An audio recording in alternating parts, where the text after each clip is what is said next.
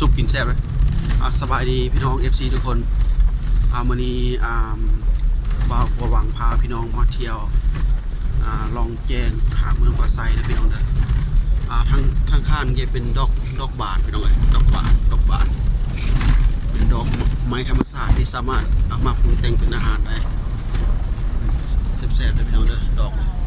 จะอยู่แต่ภาคเหนือของประเทศลาวนะดอกมันจะบานช่วงเดือน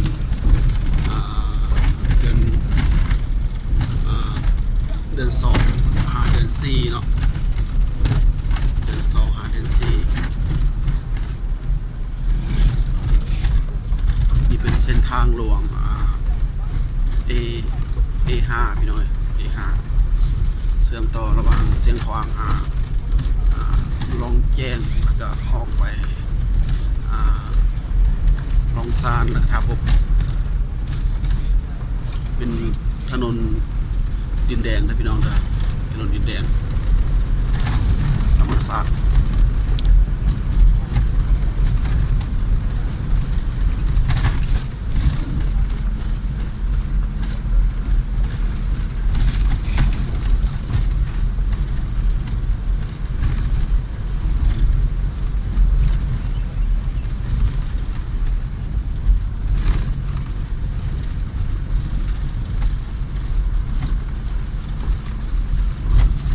ทางไต่หลังภูเขาไปเลยพี่น้องจะบ่มีทางเพียง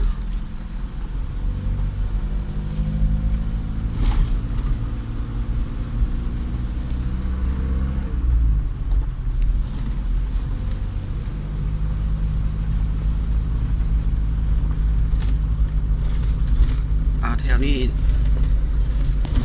เป็นช่วงฤดูร้อนกับอากาศจะบ่ค่อยร้อนไปอากาศพอดีอยู่พี่น้องเลยกลางเว้นถ้ากลางคืนนี่ได้ห่มผ้าเลยพี่น้องเลยกลางคืนอากาศจะเย็นช่วงกลางคืน